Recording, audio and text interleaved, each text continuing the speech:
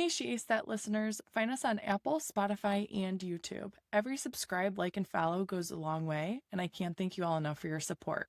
And with that, let's get into today's episode. Hey, everybody, welcome back to She Ace That. It's your host, Alexandra. We have a great episode next week. So today's guest, really excited to have him on, Alejandro De Mendoza. He's a club director, volleyball coach. I do want to touch on really quickly the concept of people pleasing. We don't talk about it enough in the context of athletics, but it shows up everywhere. It shows up in the athlete who's playing a position they don't love. It shows up in the kid who stays quiet in practice. It shows up in the player who's performing for everyone else's approval instead of their own growth. There's this other side to being an athlete that is people pleasing and external validation. A lot of the mental performance coaches we've had have been really helpful in understanding that dynamic and working on it, but it doesn't just happen overnight, and there's a lot of work that goes to it also off the court in your day-to-day life. There are two types of confidence, right? There's external confidence, which is built on what other people think of you, stats, your playing time, your coach's praise, parents' reaction after a game. That external validation goes away, and sometimes the confidence goes with it. Then there is internal confidence, which is rooted in knowing who you are as a competitor, trusting your preparation, and measuring yourself against your own standard.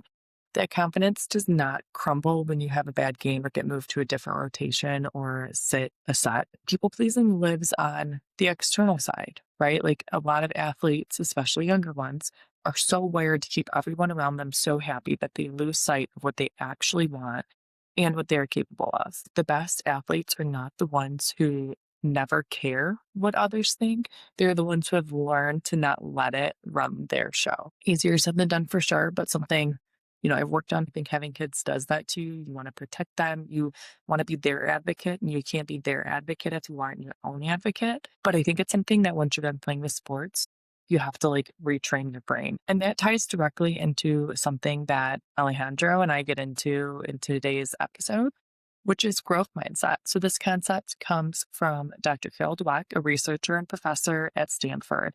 And it is exactly what it sounds like.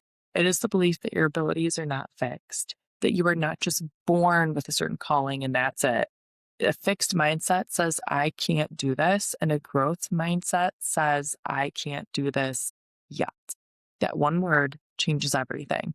That one word, yet, changes everything. And is the difference between a dead end and a path forward. And this is not just for athletes. This is for all of us. Maybe you haven't hit the serve you've been working on yet. Maybe you haven't made the team yet or haven't gotten the starting spot yet or figured out your next chapter in this life yet. Hard work and determination are not guarantees, but they're the only real variables that you have control over. And I think I try to remind myself when I get anxious or the world feels heavy, what are the things that are in my control? So if you're not going to bet on something, bet on your effort and your willingness to keep going. We will have what Alejandro describes as a rope, so a limiting belief we've been carrying so long we forgot it was there. And the growth mindset goal is to cut the rope, which we'll get into. Okay. We have a really good episode today. It's really fun. This week's guest is a club director at Momentous Volleyball Club in California, a coach with over a decade in the sport, someone who spent years working alongside the USA women's national team, leading it to both Tokyo and Paris. And if you are on volleyball social media at all, you already know him as the volleyball coach. His content is honest, it's educational, and I really appreciate all of his perspectives today, which is exactly why I reached out to him. So here's my conversation with Alejandro De Mendoza. Alejandro, welcome to She Ace That. Awesome. Thanks for having me. Thank you so much for being here. I love what you've built for the sport and continue to do. So can you tell us who you are and what you do right now? So on social media, I'm called the volleyball coach. That's my handle. I have no idea how I got that. I started 3 years ago and it was available. And I was like, I can't believe this is available. So now on Instagram, TikTok, YouTube, it's the volleyball coach, which is, I'm really fortunate to be able to grab that username. But I'm a club director, coach here in California. And I make a lot of videos, hopefully educational content, sometimes funny skits that I think are funny, but maybe not always funny. Yeah, just grow the sport and grow the game, whether it's for the men's side or the women's side. Awesome. Before we get into the beginning of how you found volleyball, On the content side, do you get feedback often on what your stances are as a coach and having to defend it, or do you feel like everybody's pretty open from the social media standpoint? Oh no, there are so many people who do not agree with what like my thoughts are on like technique or how to teach Yeah. things. I get all the time on the comment section, like, oh, don't listen to this guy. I get it all the time. I get both sides. I get people who are very thankful for like providing this Yeah. content. Usually like a parent who like sends off to their kid, like, hey, you should watch this. Or I get like older people who are like, nah, man, this is not how it's done. Like all the time. It's but that's It's a tough world out there. no, it's okay though. You know, I've when I was younger, I'd probably be a lot more frustrated about it, to be honest. Like, no, this Yeah. is this is the way things have to be done. This is how it's taught. But a lot older now, I'm in my 30s, and I'm much more in the mentality of like, there's more than one way to skin a cat. I totally agree with that. So let's go back to when you found volleyball and how did you fall in love with it in the first place? Yes, compared to like how I think most girls in the United States they start really early. I started much later. I think most guys do getting into the sport. I didn't start till high school, so I was a basketball player my whole life. And because I'm tall, I'm 6'4", and I always played basketball.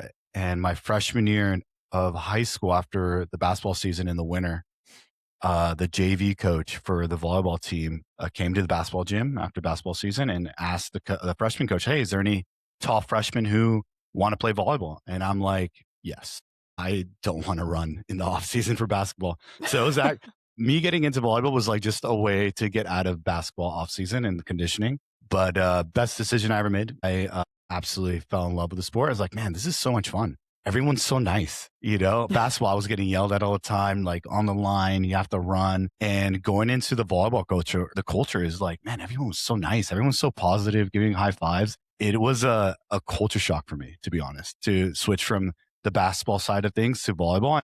Yeah, I stuck with it and, you know, decided to quit basketball at some point because volleyball was a lot more fun and enjoyable. And I kept on going, ended up playing club for only 2 years. I only played my 17s and 18 year. I feel like a lot of my friends in high school, they would have totally taken the opportunity if we had a boys team at the time to pivot from another sport or like an off-season situation, like you're saying. So I'm glad you got that opportunity. Oh, coaching was your calling and going to be your path after playing.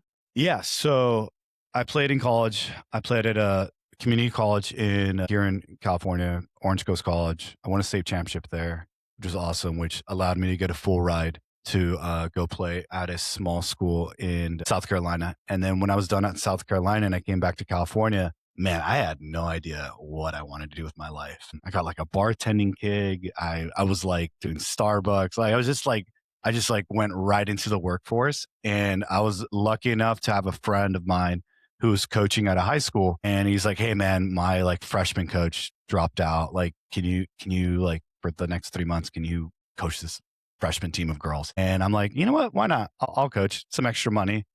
Honestly, after college, I really didn't want anything to do with the sport. Like I was like, I'm done as a player. This is like the end of my career. I'm like just going to move on to like other things. And it was really fun. I actually really, really enjoyed it. Like I actually still have like a couple text messages. This is back in like 2016, I want to say when I started, and I had like text messages from like players from that season that like thanked me or like how good telling me like how good of a job I did and like how they really appreciated me and it felt good.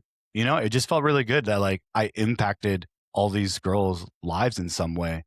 And I really enjoyed it. And that's my same friend was also coaching club. And he's like, hey, man, you know, the girl season's over. Like, we actually need a 15 threes coach at our club, which I'm the club I'm currently at. I've been there 12 years now, which is crazy, 10 years now. So it's been crazy to, you know, I've been there for so long and that's where it started for me. And then the rest is history. Been at the same club for a little over a decade. I feel like that happens often when like coaching finds you, you don't always find it, you know, and then like once you're in it, you're like, okay, this is really valuable and worthwhile. And like you are getting, you know, like you're saying, even the positive feedback after. And you brought up the state championship team at Orange Coast College. So can you walk us through what it feels like to win a state championship and like maybe what made your team different and able to do that? Yeah. So OCC, this was 2014. Man, that was insane. That was our first state championship in 20 years. So the last one Wow. that school won a state championship here in the community college programs here in Southern California was literally in 1994. So that was like a really big deal. So OCC was like always known for having really, really good volleyball players,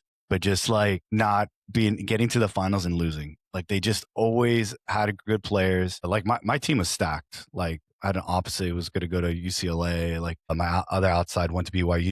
We had a middle go to Long Beach State, another libero, Long Beach State. My setter was going to Concordia. Like everyone was going to Division One. Like we were very, very, very, very good team. You know what really separated us was really early on in the fall, and that's our off season because men's is a spring sport. Is dude, we knew we were going to win, and we said it all the time. You know, we're going to win it this year. We're going to win a state championship. This is going to happen. And I've never been a part. I talk about my experience at OCC a lot. I've never been a part of like a group of guys that were like a group that was just so singularly focused on one thing. Like we all had a common goal and that we were all working towards. It was wild. It was very, very wild. There was a lot of guys. There was a lot of guys on the team, like 20 plus guys. And it was a very competitive environment where everyone was really good. Everyone was really competing. And yeah, I miss that sometimes. I know. That those years at OCC was incredible. And I had like a phenomenal coaching staff. Travis Turner was the head coach, who's the owner of and club director at Balboa Bay. If you ever heard of them, they're the best, pretty much the best boys club in the country. They've been there. So he has so much experience, and I'm very, very thankful for him because he taught me a lot, and he was really good at pushing buttons. He was really good at getting the most out of the team and the guys. And that's what I feel like makes elite teams elite, you know, or state championship teams. And I feel like I've been a part of like one or two teams where everybody was so bought in, and that high competitive environment just is a catalyst to that situation. But then you know, when you do have even one straggler, right, or somebody who's not fully bought in, it changes the dynamic of the entire team. So I think that's a really great viewpoint on it. Yeah, you're actually right. During the fall, there was actually, I felt like we were doing good, and then one person left the team, and then all of a sudden things just clicked. Like in my opinion, like that's when like the gears shifted and we were going. But again, that environment, the competitiveness was insane. Like when we played 6-on-6, it was on one court with like 20 plus guys because there's red shirts too. And if you wanted to get in to play, like to get in to be on play 6-on-6, you had to kick someone out. So like the coaches wouldn't put you in. Like if if someone hit out, I'd like tap his shoulder and he's like, no man, get out. You just hit it out. That's interesting. I kind of like that. Oh, it was cutthroat. The best environment I've ever been in. No, it was wild. Or like if I got like 3 kills in a row and then maybe I hit a ball out and someone would try to get me out. I'm like, nah, man, I just got 3 kills in a row. That's my first there. You can get out of here. It was, our coach loves conflict. Right? I think if it would like stop practice, then he'd pick someone like, no, you get out, you stay on or whatever. But like, he really let us resolve a lot of our problems and a lot of the issues on the court. And dude, we would argue each other. We would, you learn to fight. If you really want it, you're going to speak up and you're going to say something. Because in that environment, if you don't speak up, you don't say anything, you're just going to be on the bench. You're just going to be on the sidelines watching everyone else play sixes. So you got to really learn to, like, if you want it that bad, you got to say something and you got to be willing to have a little conflict with your teammates. And I think that's honestly, conflict can be really healthy. And I think conflict's a really good sign of a good team, you know, instead of like, sometimes you have this like fake harmony within a group where everyone is afraid to speak up or to say something instead of dealing with problems. Like it's just all underneath. Right. And then you start to build up that resentment. But I think if it's always out there and if you're always talking through it and you're arguing and you're, you know, expressing your viewpoint, and then obviously coach steps in when he needs to, it was great. After practice, we were all tight. We watched game film together. We all hung out together. Like it was very, very tight group. But in practice, it was it didn't matter. If you wanted to get on the court, you had to step up. You had to kick someone out. I'm intrigued your perspective on that from coaching girls and guys. It's a different line there. So on that topic, have you ever seen any female teams that are able to even, I don't know, navigate that well in a similar way? Or do you feel like it really is a strength from the guy's perspective? You know, I think it really depends I think it's the coach who makes that environment. You know, like our coach is the one who created that environment. I think he really liked having players who had like a chip on their shoulder. And the only really other example on the female side that I've seen that really successful is Russ from Penn State. Yeah. Because I've had chances to work with the women's national team for like 6-7 years, going into Mhm. Tokyo and Paris, and I always noticed like when they're playing sixes for the women's side with Karch and them, and the girls who would always be arguing who would want to win every single game and were the most, in my opinion, like the most competitive were the Penn State girls. Dude, those girls were like Haley Washington, Megan. Dude, there was a good amount of Penn State girls that they just wanted to win. Kendall White, another libero, like she was there in the gym. Like those girls were like so competitive, and I talked to them about it. And it's just that I feel like they really learned from Russ how to be competitors. I think it just goes back to what I said. I think it can be done. It's on the coach to create that environment. And how has that experience for the Olympic team that you've been a part of changed the way that you coach at the club level? Oh, it was dramatic. Like I started going there in 2017 as just like a ball shagger. I just wanted to be in the gym. One of my old club directors came to me and told me like, hey, if you really want to learn, really want to get better, you need to like be around good volleyball. And luckily, the U.S. has a really open policy when it comes to, going into the USA gym here in the California. I'm really lucky that it's like 15 minutes away. So yeah, I was going there like 5 days a week, 2 hours in the morning, just shagging balls, helping run drills, jumping on in, and I did that for years. And I learned That's so cool. so much. Karch, Tama, Luca, Aaron, who's the head coach at Michigan. I've gone to get to know them and develop relationships with them and talk volleyball with them, with the best in the world, and get to see how they train and the processes. And like, it's pretty incredible. Those guys are all extremely smart and so good at their craft, especially Karch. Man, Karch is a machine. That guy knows volleyball. Like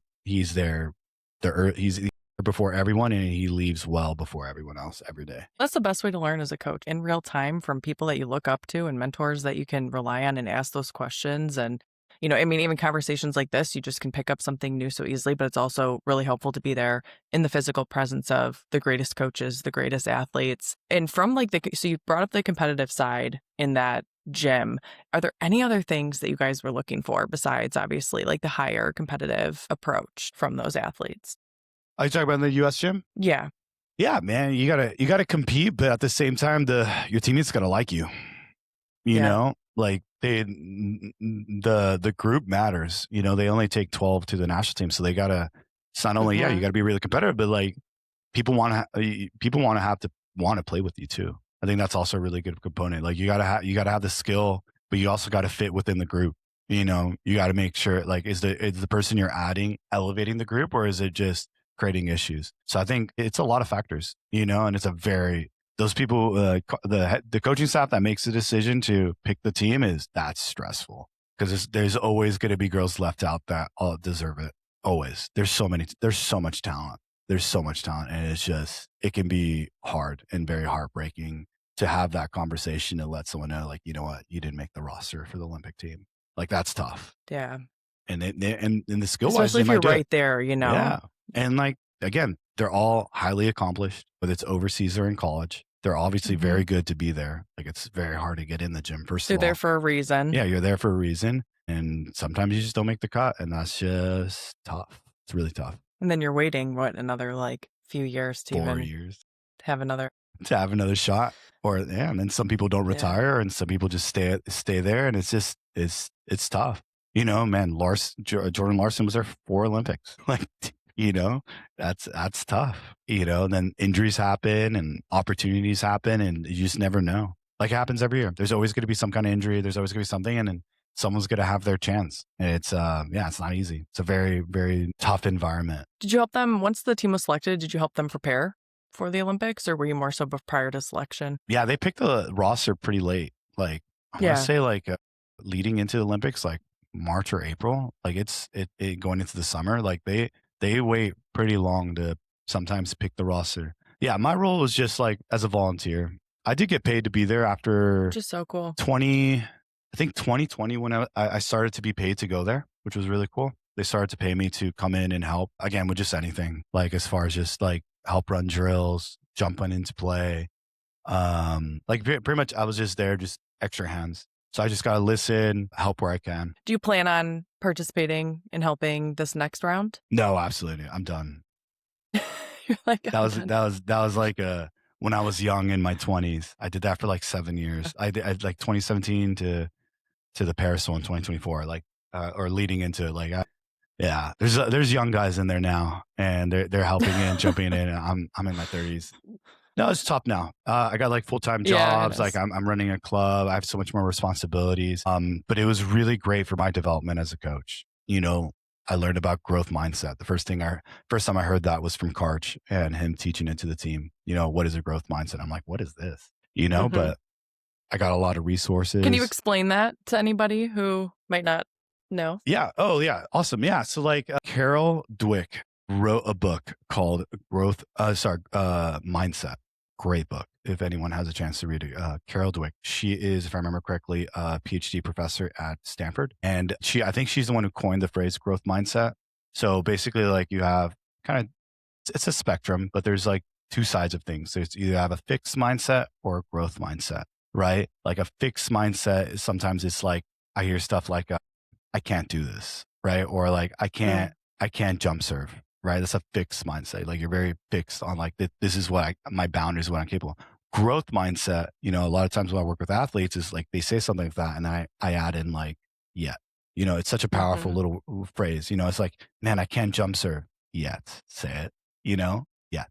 And then Mhm. getting them to change the way they say some things. Like, yeah, maybe I can't do this now, but I can do it in the future. Like I can work to it. It is achievable for me. Right. And they've done a lot of really good studies on, you know, different types of words. If I remember correctly, there was like a study that they did. I think it's in the book. It's like they had two groups of like elementary school kids, and they like were taking a test. And with one group, when they finished the test, they were talking about, hey, man, you did really good. You must be really smart. And then with the other group, they're like, man, you did really good. You must have worked really hard. Right. And what they found was, you know, when they asked these kids, like, hey, do you want to take another test that's much harder? The kids who were told, like, "Oh, you must be like really smart, a very small percentage of them wanted to take that other test. You know why? Well, maybe if they take a harder test, they won't do good, and maybe they'll be found out. Maybe I'm not that smart, right? But they found with the kids that they said, hey, you must work really hard. They found a really large number of them actually said, yeah, they stepped up to the challenge. I'm like, yeah, I want to take this harder test. I want to try this, right? So so the words we use with athletes are very impactful, and the words they choose to use are very important, right? How they talk to themselves. So can we get? I think the whole point of growth mindset is, you know, getting them to, can we accept challenges? Can we have the mindset to continue to improve, or have just the belief that you can improve, right? I think is really, really important. I'm pretty sure I botched that, I but love that. like, it's just, yeah. So like you know, how do you approach things? You know, that's the thing, right? Do you Mhm. have a limiting beliefs, right? Another one is like you ever hear the story with the elephant and the rope? That's a really good one, right? Baby elephant grows Mhm. up in the circus tied to a small rope on the post, and it grows up believing, you know, it can't break the rope, you know, so it pulls and pulls and pulls as a little baby elephant, and it thinks, man, this rope's impossible. It's impossible to break. And then what happens? It turns into this massive elephant, and it still believes it can't break that rope. You know, that's a fixed mindset, right? That's a Yeah. limiting belief. And we all have that in our lives. We all have ropes that we need to Yeah. cut in our lives, our beliefs that we believe about ourselves that hold us back. You know, that's fixed, right? Yeah. We're fixed about that one aspect about of ourselves. All athletes have it. All adults have it. Any tools you use when you've seen athletes struggling with that to get them over the hump of breaking the rope? Um, it's very individualized, but usually, like if I hear him, I say something like, oh, "I can't do this," and I always say, "Yeah," and then I tell them to say it back to me. It's like, no, okay, I can't do this yet, right? So just getting them. If I hear things and I catch them, you know, I try to have them rephrase it, right, into maybe something that sounds a little bit more growth mindset than something fixed, something definite, right? And it's usually like that they're not able to do something. I can't do this yet. And I love that about sports. I feel like it's setting, everybody up for doing the impossible or doing something that wasn't done before. Like there's always ways to break records, improve, go for farther goals too. I posted this like video the other day from one of my interviews recently, and I had some feedback from some older parents, and it was about height. And it was a D1 volleyball player, and she was like, if you're shorter than me and getting more kills than me or jumping higher than me, you're better than me. She's like, it doesn't always come down to your actual characteristic, and it shouldn't box you in, right? Even if you're 5'9", 5'10", and I'm 6'4", and you're still showing me up at the front of the net, like that's the truth. And then these parents were all like, well, don't give a false insight into height and things like that. And I'm like, no, I actually think it's okay to long for those goals. Like, don't let just the things that you can't change about yourself stop you from potentially releasing your potential, elsewhere. So it was a interesting feedback situation there. Like the height thing's tough. I feel like the height conversation, in my opinion, is always very, very tough. I get that a lot. Like, it's just younger athletes who like, when do you think I have to stop hitting front row? Especially when they're young. I get that a lot. And that's like, man, it just depends. It depends, man. If you really enjoy it, keep on doing it. Yeah. Keep on doing it.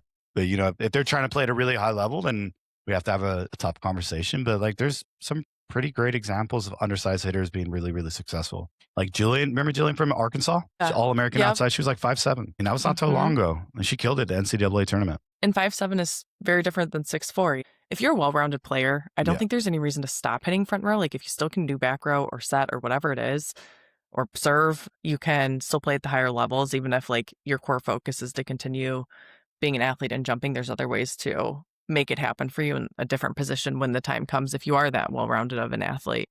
Yeah, you can make it. You could definitely make it happen being well-rounded. That's why I feel like so important. Kids really early on aren't pigeonholed into like, like a U12. And I talked to like a U12 player, and she's like, what position are you playing? She's like, I'm a middle blocker. I'm like, oof, that means you're probably not getting any passing reps. And like, arguably, man, if you can, I tell kids all the time, if you can pass, and do you have opportunities? You're going to have some opportunities in the future, but sometimes with the development, like kids get pigeonholed super, super early in their career, maybe because they're taller when they're younger, and then they don't develop, all the skills. And then when they get older, they realize, man, I'm not as tall as everyone else, or I didn't grow as much as everyone thought. I was just tall for my age. And then they never grew up like, developing and being a well-rounded volleyball player. And I think it's interesting too, for that example, middle hitter, even an opposite, whatever it is, at those like younger levels, like you're probably barely getting set in those positions in the first place to actually get better at those positions, depending on how good your setter hitter dynamic is too. There are roles that you're just not able to get as many touches on at that age. It hinders them. Opposite. Obviously, because young setters, it's usually a confidence thing, but or sometimes it is a skill thing. They just can't back set, or they don't have the confidence to back set. So they default to just setting the outside because that's what they're comfortable with, So then a lot of opposites don't get developed, or they just get neglected on the right side really early on. And it's not till like the setter develops and you get to a little bit older groups, and where they actually do this back set a little bit more or use the middle a little bit more. That's just been my experience, really. I've been on club teams where we've actually had to switch this was younger years, probably like switching your setter to the middle because that's the only spot they could set from. And it's like, it just happens, but you also need to give the opportunities to everybody else. So I appreciate your perspective there. It's really helpful to understand. I do want to pivot to you being a club director at Momentous Volleyball Club, how that came about. I haven't had any actual club directors on here yet. So I'd love your perspective on leading that many athletes and that large of a club in general, and how that comes about from coaching. Yeah. So I'm really fortunate here in California that the place I started off in is the place I've stayed at. We have 22 volleyball courts. So we have like a massive facility, and all the tournaments, we use a lot of facility for tournaments over the weekend, but ours is definitely the hub. Like USA Volleyball has an office in our facility. It's pretty awesome. I really enjoy being a club director. I get to, when I was just a coach, and I moved up the ranks in our club with the coaches, and eventually from like the 15-3s to like 18-2s. I did a 12-2s team once. That was interesting, coaching 12s. I think that was my second year at Momentous. I had two teams. I had the 18-2s and the 12-2s. That was very interesting. Going from one. What a difference. Literally going from one practice to another. I was like, whoa, gotta like really shift my mindset from like I had like a 9-year-old on my team. Oh. And funny thing actually about that 9-year-old, I still train her. She's at Occidental. She's playing in college now, which is like crazy. Makes me feel so much old. It makes me feel so old. I know, it's like aging. Yeah. Like when I see kids in college that I train, or like, man, some of them are getting married and having kids, and I'm like, I'm feeling older. But yeah, I just moved up the ranks. You know, this was my only job, and this is all I wanted to do. And I was very passionate about getting better and really being open and transparent about what I'm doing and what I want to improve in, and just continually trying to find people better than me, because there's plenty of coaches who are better than me, and what makes them successful, and honestly just steal from them. I'm not afraid to say it. I stole from a lot of coaches, right? Like from the national team. I'm lucky to have some really great mentors at my club when I was going up. My first couple years, one of our club directors was Dan Gwitt, who played at Penn State, and he was a club director at another major club. And then he came to us for a couple of years, and I learned a lot from him. And he's the one who told me to go to the USA gym and like, dude, man, it's open. If you really want to learn, if you really want to get better, what's stopping you? I'm like, good point. Then he went to Penn State. He was an assistant coach at Penn State after he club director with us. And now he's the head coach at University of Miami. Not the one in Florida. The one in Ohio. The one in Ohio. Yes. He's now the head coach. He's been the head coach there for a couple of years now after going back to Penn State. And then our other club, my co-club director is two Dans. Funny enough, they were teammates together at Penn State. They both played at Penn State. Oh my gosh. I know. Dan O'Dell. And Dan O'Dell, man, that guy's a legend. He's the head coach at Mater Dei, which is the best girls volleyball program in the country. He was All-American setter at Penn State. He won a national championship on the UCLA coaching staff as an assistant after he started playing. And then he went to Mater Dei, and yeah, man, that guy knows a lot about volleyball, and he's coached very successful teams. So I was able to have a lot of really great mentors that were really nearby me, and I was able to grow, and I was eventually coaching our ones teams, our 18 ones, our 14 ones. And then like 4 years ago now, I've been the club director, and now I'm just the club director. I haven't coached a team on Momentous for like 4 years. I think 2022. Well, it's probably be really hard to do both long term. Oh no, it's impossible. Like there's too much. We service like 500 plus families at our club. Wow. You know, like almost 30 teams. It's like there's always something.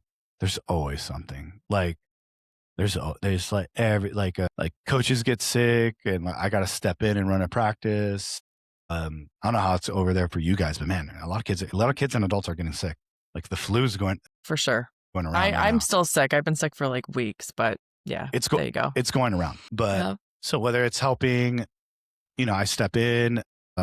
Issues with parents. My girlfriend would say though, I am amazing with dealing with parents. That's good. Yeah, she says like if she wants anyone to talk to the parents, it always has to be me. And she says I'm really good at talking them down the ledge, because that's what happens in club volleyball sometimes. Give us some advice on that, because I feel like every coach in the world needs to hear it. Honestly, most of the time, you know, they just want to be heard, and I think a lot of coaches go into it too much, like combative and like trying to respond to everything, and just goes back and forth.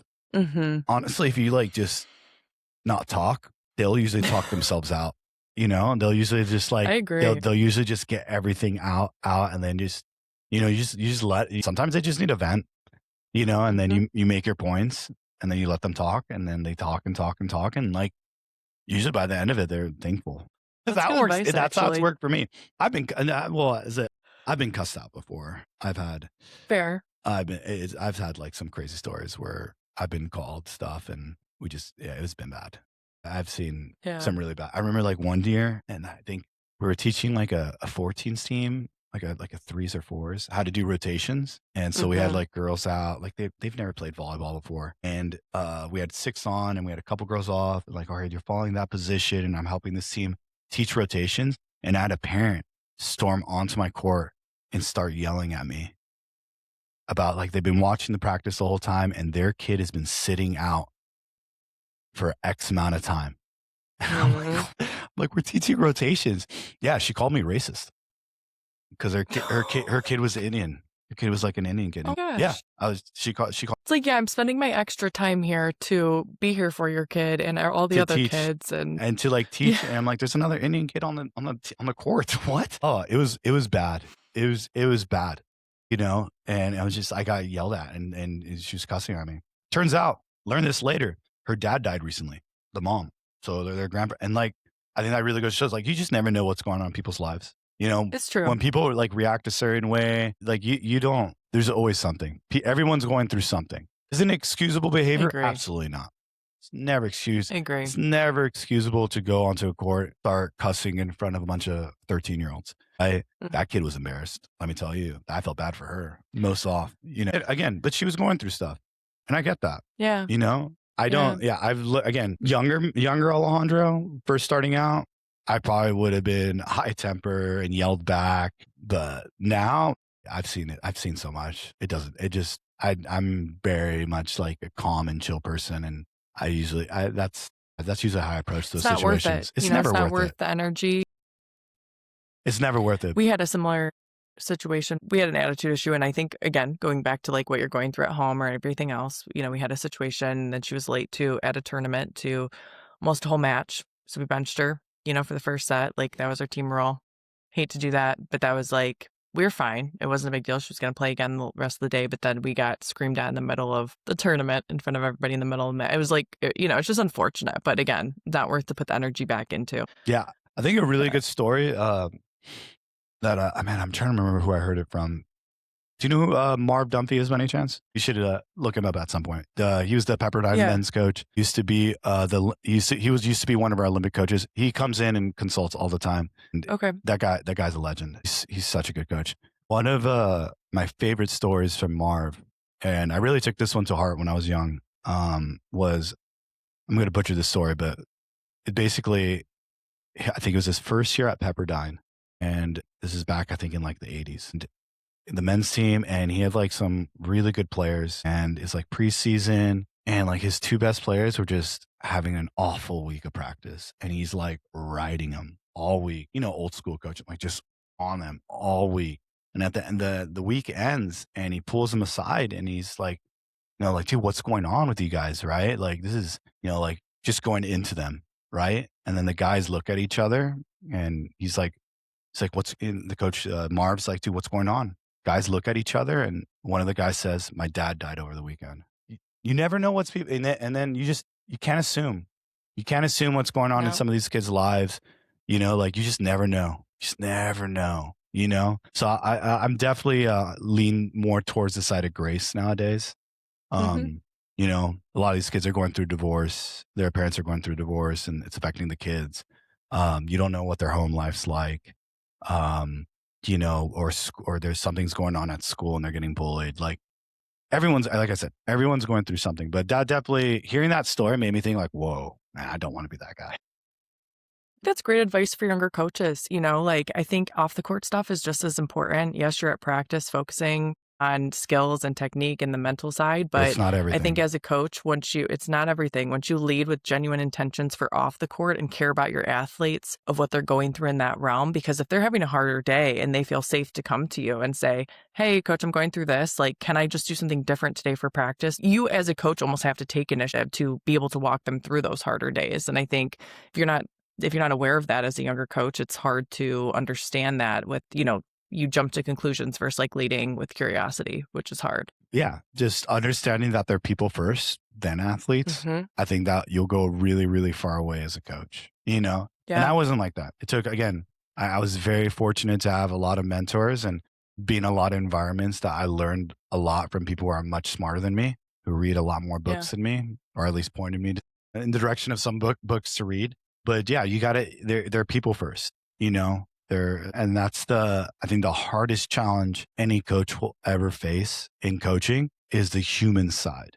The X's and O's, the systems, teaching how to pass, that's easy. That is the easiest part of coaching, right? Knowing how to, you can go to a GMS clinic, gold medal score clinic, or there was the art of coaching, and you can learn really quick how to teach someone how to pass, how to set, the systems you run, your offense or defense. Like you can learn that easy over a weekend. But some people never really learn how to motivate, how to get to know people, how do you build trust? Like that's hard, right? Because you can know you can know everything about volleyball, but if you don't have the kids' trust, they're not going to listen, right? Can you motivate a group of people to go to a common path? Like that's the psychology part of it. That's the hardest part of coaching. I think coaching is such an interesting job. Man, it has so many like different facets. It's not one dimensional at all. You have so many whether it's the technical or the mental side of things, man. Sometimes it feels like you're a rocket scientist. It's just like, man, there's just so much going on to be a coach. It's not a simple job. It's not for the faint of heart. And there's no perfect like rule book either, you know? No. That's so I give coaches a lot of compassion. They're doing it. Most do it from the goodness of their heart, truly. You said else they wouldn't. There's no rule book and there's no guidelines. And you know, you have to find your own, you have to identify what your coaching philosophy is. You have to like what matters to you, and you got to be constantly adjusting it because you're growing as a person. What I believed in last year or a couple of years ago is not what I believe in now, right? Because I grow as a person, and so does your coach philosophy has to. And you have to find a style that fits you. Like my first couple of years of coaching, man, I was a yeller. I yelled on the line, and you know, because most new coaches, they coach the way they were they were coached, right? So they copy, right? This is the way I was coached. I was yelled at all the time. I was told to run all the time. So that's what I'm going to do. That's my frame of reference, right? But you have to find something that fits you. You know, I learned pretty quickly that does not fit my style at all. I'm a lot more chill. I'm a lot more laid back, and I found a style of coaching that fits my personality a lot better. So just again, there's no one size fits all. You got to find what works best for you. I totally agree. Giving yourself grace through those growing periods and pains too. You don't know till you know. Yeah. It's all an experience. And that's what makes the greatest coaches great. Yeah. If you can't cringe about some of the things you did the year before or the year prior, you're not doing a good job as a coach.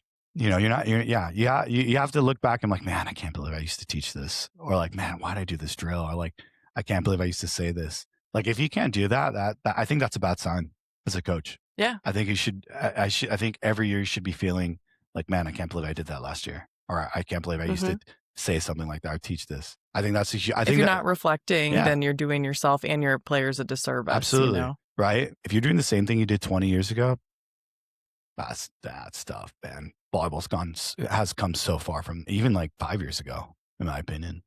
It's really changed. So you have to, again, I think that's a big part of coaching. You got to be able to reflect. You got to be able to evaluate what's worked, what hasn't, and then also what's new and what's going on out there in the volleyball world. I totally agree. Thank you for all that. I appreciate it. So based on all of your club experience, especially being club director, bud coach as well, if you could change anything about club volleyball culture or anything that you've experienced, is there anything that comes to mind? If I could change anything. Could be as simple as the tournaments they host. It could be as complicated as running club dynamics. Just overall in the United States, I think I would like to see a change in the development system, especially for the youngers. Dude, I don't know if you know this, there's a U10s division at Nationals now, U11s. Yeah, I saw that. It goes really young. Dude, they're playing on an Olympic-sized court. How does that make sense? Dude, the court is way too big. The net is way too high. I think the biggest thing is the development here in the United States in general. I think it's very poor, very lazy. I think USA Soccer is a really good example. Actually, if you can Google it and you can look it up, like their development for the really young ones, it goes from like a way smaller field to like only like 4 or 5 kids on a team. And then as they get older, the court gets bigger, the field gets bigger, and you start to add more people, right? So I think we got to be willing to, like for the really young ones, make the court smaller and lower the net. Like what's the best part of volleyball? Getting up and smashing it, right? Hitting it. But dude, some of these boys and girls, like, dude, the net's way up there and the court's so big. And it really, like if you ever watch U12 volleyball, I coached it. What happens? Massive serving runs. Do you see that? You know, I'm going to say it's really boring. It's not fun. It is. It's like sad. It's hard to watch. It's so it's hard. hard like to you watch. You feel bad. No one's getting better, right? So honestly, Canada, they're doing it right. I've talked about this before, but Canada's doing it right. They play something called one smash ball. If you don't know what that is, you should 100% look that up. It's getting bigger. I've done a couple smash ball clinics here in Momentous, try to get that going. And then they also play something called triple ball, which is like if you like serve and you win, then you start to send in free balls. I love that. So it's not just serve. It's like serve, okay, then some free balls, okay, and then serve, then some free balls, right? With score. So it's not just one person who has one really amazing serve and just going out and just going on massive runs. No, now you get, you got one serve in. All right, now let's put some free balls in we can get a little bit of rallies, right? And we can actually get to play, Make it fun for them. Make it and fun. Like enjoyable and at their level. And you can actually, and the coaches are your coach is the one putting in the free ball to your side, right? So it's like, there's that, making the court smaller. I think they should lower the net. I think for the really young ones, it should be a lot lower. Like in smash ball. I remember it being daunting, like in 6th grade. You're not even strong enough. You're baby giraffes. Like you don't have everything figured out. Yeah, in smash ball, the rule is the smallest child should be able to put their hand over the net. Yeah. So that's like there's not like a really official height. It's like, all right, whoever's the smallest person, you have to make sure they're able to put their hand over the net, which is great. I like that. Oh, it's so much fun because then when they toss, they can all get up. When they do like a little hop, and they're practicing and they can actual get on top of it and hit it down. It's awesome. Smash. If you ever look it up, they have like a little quick video on YouTube on smash ball, and they have like different levels to progress. And it's I think that's better. I think there's it's not like it might not be, people might not think it's perfect, but I think it's a lot better. I think smaller court, not as many kids on the court, just more touches, teaching more the overall game. I think that would be the biggest thing I would like to see different in just the club side is just the development of the youth, not pigeonholing so kids. In Brazil, this one probably will never happen, but in Brazil, their youth development is a little bit farther. For U12, 13, and 14, there are no positions. It's all 6-6. So everyone rotates in a circle. I like it. So like, with like, what I think it's like the person in the middle sets. So all the way up from U12, U13, U14, like everyone plays everything. You have to set, you have to do something. And they don't get into really, they don't designate positions until U15, which again, that's like going really far, like that's like a really far side of the spectrum as far as development. Yeah. They just, from literally all middle school, everyone plays everything. Everyone goes all the way around. Everyone has to set. Everyone has to hit. Everyone has to play front row, back row. But it's a little different. It helps with versatility, but also like reduces the confusion of being out of system or, like just the whole idea that comes with specific just positions the and being pigeonholed and just like, maybe you're young, but maybe you're tall and like, oh, you get sent in the middle. Like we talked about earlier, and you never get a chance to pass. Like, but then when you get older in high school, you're not that tall anymore. Right. But you never develop that. So I think it just really gives chance for kids to develop as a volleyball player as a whole and not just get pigeonholed to like, you have to do this one thing. Right. Again, there's a lot of things that other countries are doing, but obviously in the other countries, they only have 6 subs. So that's a big difference. We have 15, so that's why you don't see a lot of 6 rotation kids. Because they're, you're trying to, it's a business, you as a club, and obviously playing time's a hot topic. And if you want to, as a club, you want to try to get as many kids as possible to keep as many parents as happy as you can. And so, we have front row kids, we have back row kids. We run 6-2s, right? More kids get to play. You have 2 liberos, right? In these other countries, it's like Canada, pretty much everywhere but us. It is actually pretty much everywhere but us. It's 6. So kids have to learn, the teams are smaller and kids have to play all the way around. So again, just development. That was a great answer and shared a lot of insights too. So hopefully people can take that into even like practice plans. Even what you explained was something I would do like in high school at practice where we would serve and then we would do a free ball and then we would do a joust. It just like changes up the dynamic no matter the level. It's something to keep into consideration. Yeah, sometimes you got to mix it up. Sometimes we'll play 6-on-6, but everyone has to play a position that's not theirs. Yeah. Just for fun. It's always the libero who wants to play middle, I swear. I know. The libero always steps in, I want to play middle. Right? Well, they're probably like sick of seeing like the black net closed or whatever. And they're like, all right, let me go up there. Let me try. Yeah. Or it's always the middle who wants to set. I swear. It's always the middle who wants to set too. Wants to step in and like, I want to be a setter for today. But sometimes you got to keep it fun. But I think that's a big thing I learned the US gym is the best players in the world are well-rounded. You know, you got to be able to do everything. Like middles got in international volleyball, middles got to serve and they got to play defense, but in college, dude, some of them never get to serve or play back. So that's like a really big shock for them when they come to the gym. Is like, I have to play back row. It's like, yep. Well, they're changing that rule actually. I don't know if you saw that, but they changed some of the international rules for the next BNLs. Liberos can serve now, and they can use their hands inside the 10-foot line. That's going to be wild. Do you have advice on if a player feels pigeonholed into a position, how they go about asking their coach to allow them to get some more versatility? I think it's just that. Just be blunt. Just be blunt. Something I teach kids is like silence. Silence is acceptance. You choosing not to say something is the same as you accepting the situation. So, you gotta speak up. You gotta say something, and if a lot of people might not be happy about this one, but if you're not getting what you want at the club you're at, go somewhere else. I agree. There's a lot of, there's so many options. There's so many options out there, right? Like if someone's going to do it, I promise you that there's going to be a club. It's just, what are you willing to give up, right? To get that. There's always a trade-off, right? Like there's two situations. There's one where, you can be on a really good team, a top team, but it's not the position you want. Or it's maybe a smaller club and it's the position you want and you want to train in that position. They're willing to train you in that. What are you going to do? In my experience, most kids choose the top club. They do. Most, some don't. It's a generality, but some do, and that's, and that's the choices. And that's as these kids have to understand is all our choices have consequences, positive or negative. And, you got to think about that, you got to think about what you want and, what are you willing to sacrifice for that? Are you okay not being in that position? Are you okay being on a better team, but not playing the position you want? It's not easy. And there's no right answer. It's not right or wrong. It's what do you value and what are you trying to get out of your experience? And the players have a lot more power than they think. They do. Yeah, it's not a one size fits all. I appreciate that. And everybody's journey is different. Yeah. Every single athlete. Yeah. So just because you see your one teammate, like, I don't know, going to the top team at a club or what, it's not always meant to always happen the same for everybody. So. Yeah, absolutely. Appreciate you sharing that. Like you said, everyone has their own journey. And again, it's just a comparison game, Yeah.